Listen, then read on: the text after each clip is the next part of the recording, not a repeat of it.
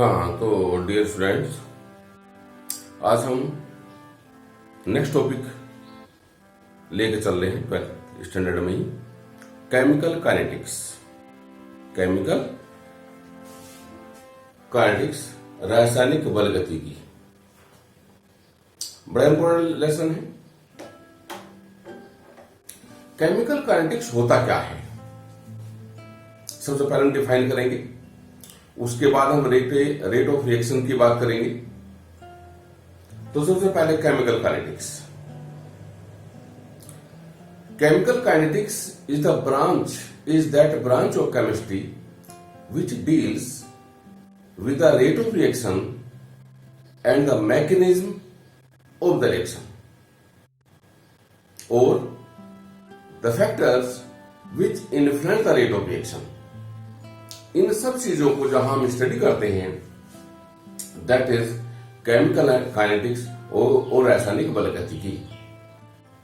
यानी रसायन विज्ञान की वह शाखा, वह ब्रांच जिसके अंतर्गत हम किसी अभिक्रिया के वेग, उसकी मैकेनिज्म और वह फैक्टर्स जो रेट ऑफ रिएक्शन को इफेक्ट करते हैं, उस ब्रांच को हम रासायनिक बल गतिकी या केमिकल काइनेटिक्स कहते हैं।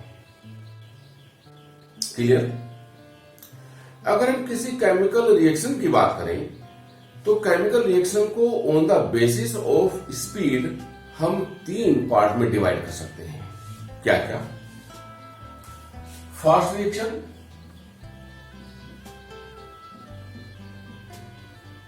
Number 2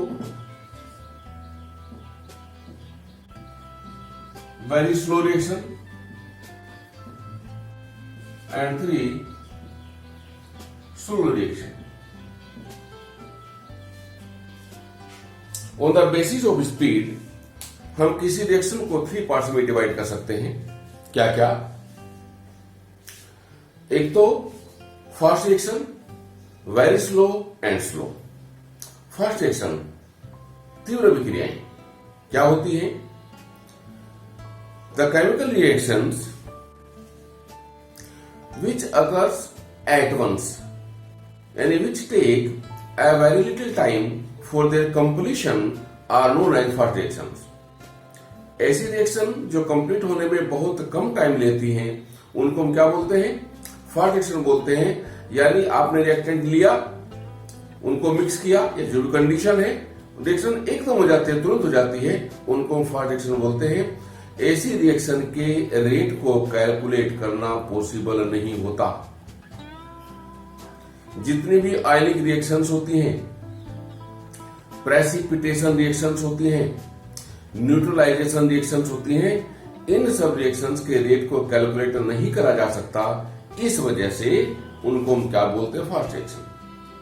the chemical reactions which take a very little time for their completion are known as fast reactions. All ionic reactions are the examples of fast reactions, such as precipitation reactions, neutralization reactions, etc. are ionic reactions. हमने NaOH में HCl मिलाया, NaOH plus HCl gives NaCl plus H2O. It is fast reaction.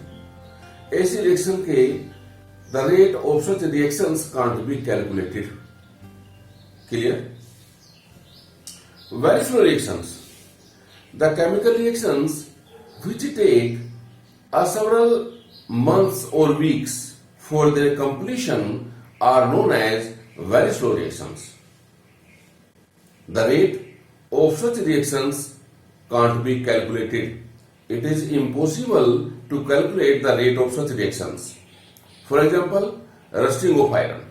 ऐसी reaction जिनके जो complete होने में बहुत कम time लेती हैं, वो तो क्या थी? Fast reactions.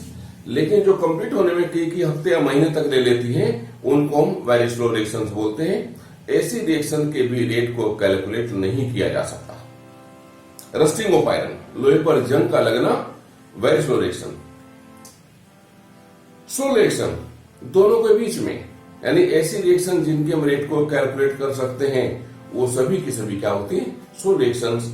हम जितने रिएक्शन जिनके भी रेट को कैलकुलेट कर, जो कोवैलेंट कंपाउंड की रिएक्शंस होती हैं वो सभी की सभी क्या होती हैं, स्लो रिएक्शंस होती हैं, क्योंकि उनके हम रेट को कैलकुलेट कर सकते हैं। मैंने बार बार बीच में रेट ऑफ रिएक्शन की बात करी। ये रेट ऑफ रिएक्शन होता क्या है, इसकी बात करते हैं। रेट ऑफ रिएक्शन,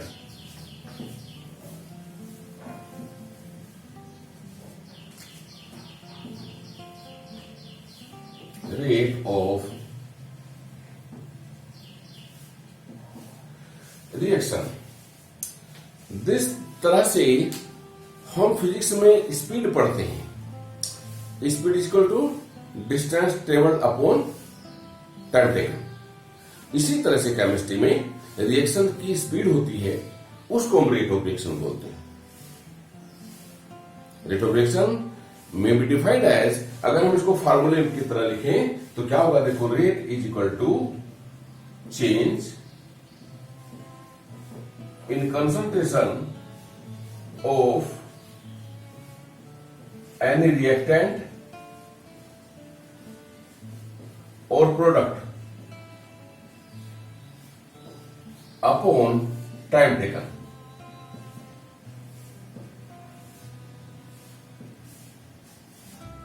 यानी क्या कह सकते हैं, रेट में be defined as the change in the concentration of any reactant और product in per unit time is known as rate of reaction. हम रेट ऑफ रिएक्शन को क्लियर करने के लिए हम इसको दो तरह से डिफाइन करेंगे। एक होता है एवरेज रेट ऑफ रिएक्शन, एक होता है इंस्टेंटेनियस रेट ऑफ रिएक्शन। बारी बारी से बात करते हैं। Average rate of reaction,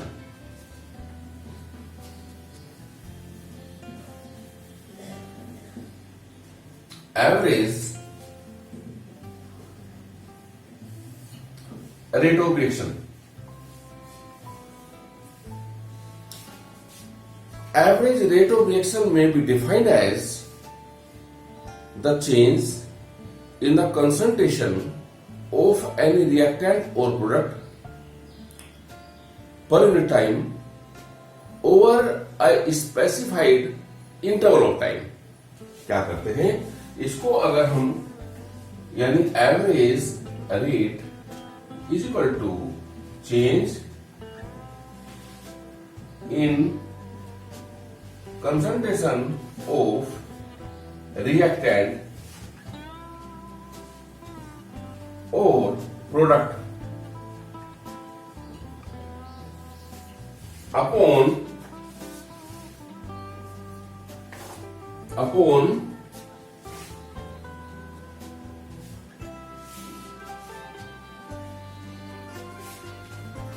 time involved in the change, time involved in the change।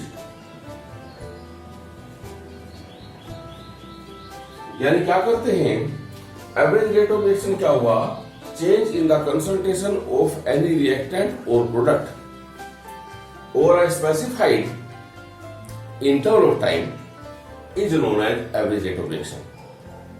अगर हम यूनिट की बात करें तो कंसंट्रेशन की यूनिट होती है मोल पर लीटर, टाइम की होगी सेकंड, तो मोल पर लीटर पर सेकंड, इसकी क्या होगी, यूनिट होंगी।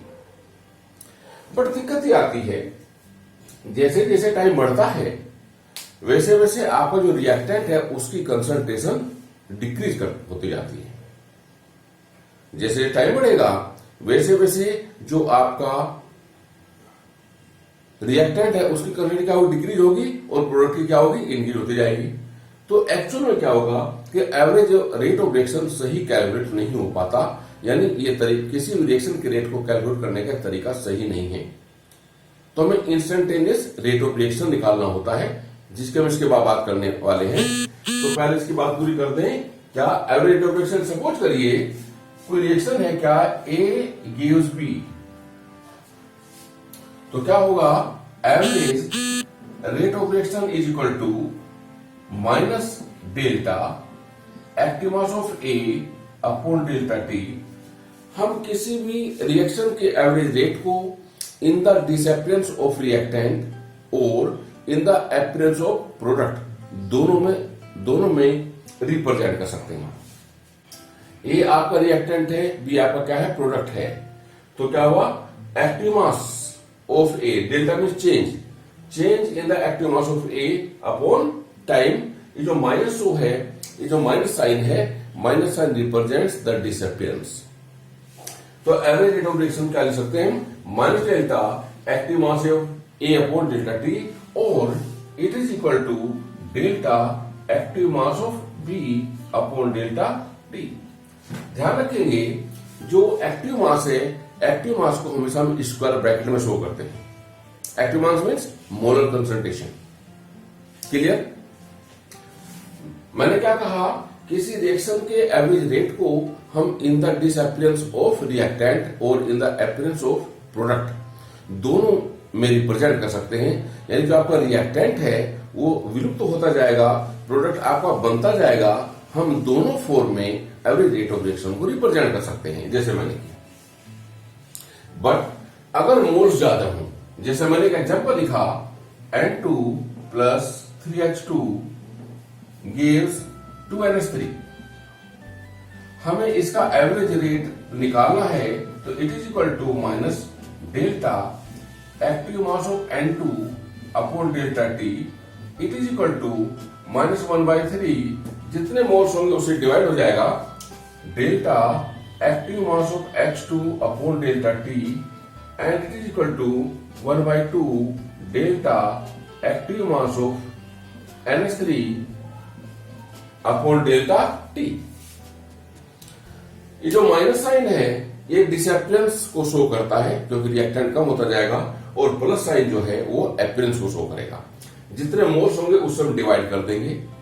Therefore we can say the disappearance of N2, the rate of disappearance of N2 will be equal to 1/3 of the rate of disappearance of X2.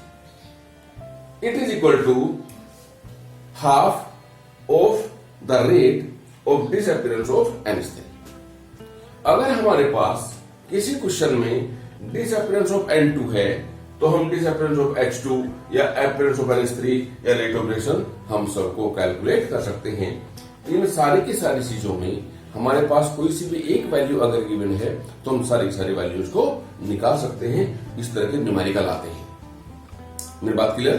तो मैंने क्या कहा कि किसी रिएक्शन के एवरेज रेट को हम in the disappearance of reactant and in the appearance of product दोनों में रिप्रेजेंट कर सकते हैं, जैसे मैंने रिप्रेजेंट किया है।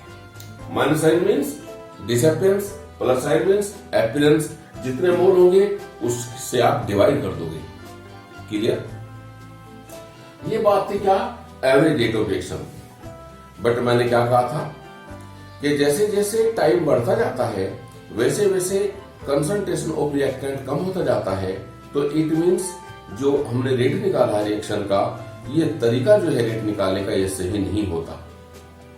तो हमें फॉर अ मोमेंट, थोड़े टाइम के लिए हमें रिएक्शन का रेट निकालना होता है, जिसको हम इंस्टेंटेनियस रेट ऑफ रिएक्शन बोलते हैं। क्लियर? तो क्या होता है, इसके बाद क्या करें, इंस्टेंटेनियस रेट ऑफ रिएक्शन। इसके बाद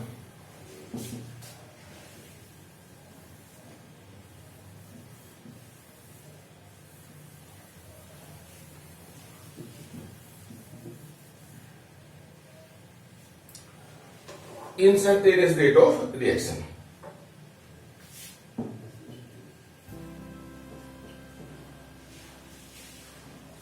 इसमें क्या होगा, मैंने क्या कहा कि इसमें फॉर अ मोमेंट हमें रेट ऑफ रिएक्शन को कैलकुलेट करना होता है। क्या होगा, एवरेज रेट की जगह पर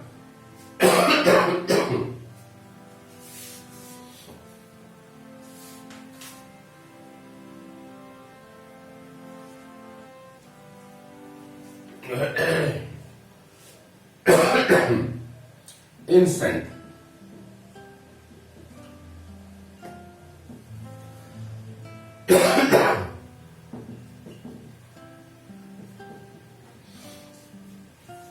तो क्या होगा, change in the concentration of, same वही, बट क्या होगा, इंस्टेंट टाइम, यानी क्या डिफाइन करेंगे, it may be defined as the change in the concentration of any reactant or product for instant is known as average rate, is known as क्या, instant rate of reaction, या फिर instant time लेंगे यानी, ठीक है ना।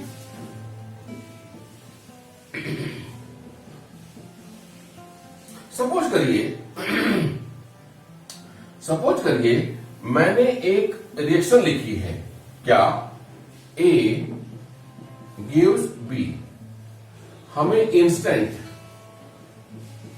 Rate निकालना है, तो ध्यान दीजिए इसको माइनस डी, जहां पर डेल्टा था रेट में उसकी जगह पर डी लिख देते हैं। D is instant of time, D active mass of A upon D T and it is equal to D active mass of B upon D T. वही तरीका हम इंस्टेंट रेट ऑफ रिएक्शन को in the disappearance of reactant and in the appearance of product दोनों में represent कर सकते हैं। जैसे मैंने एक रिएक्शन लिखी हुई, पहले वाली रिएक्शन लिख देते हैं N2 plus 3H2 gives 2NH3। अगर हमें इंस्टेंट रेट निकालना है तो क्या होगा, minus D active mass of N2 upon dt, it is equal to minus 1/3 D active mass of H2 upon dt and it is equal to 1/2 D active mass of NH3 upon dt। ये क्या बात हुई, यही rate की बात। तो rate of reaction जो हम कैलकुलेट करते हैं, average rate of reaction and instant rate of reaction. Clear है। इसके बाद हम उन फैक्टर्स की बात करेंगे, वो फैक्टर जो रेट ऑफ रिएक्शन को अफेक्ट करते हैं, जिनकी वजह से रेट ऑफ रिएक्शन इंक्रीज और डिक्रीज हो जाता है, उनकी हम बात करेंगे। बट फैक्टर्स को पढ़ने से पहले हमें कोलिजन थ्योरी को पढ़ना होगा। रिएक्शन की जो कोलिजन थ्योरी होती है वो काफी क्लियर कर देती है इस बात को कि वो कौन से फैक्टर्स हैं जो रेट ऑफ रिएक्शन को अफेक्ट करेंगे। तो इसके बाद हमारा अगला टॉपिक होगा इसी लेसन में, क्या, कोलिजन थ्योरी। क्लियर है। Thank you.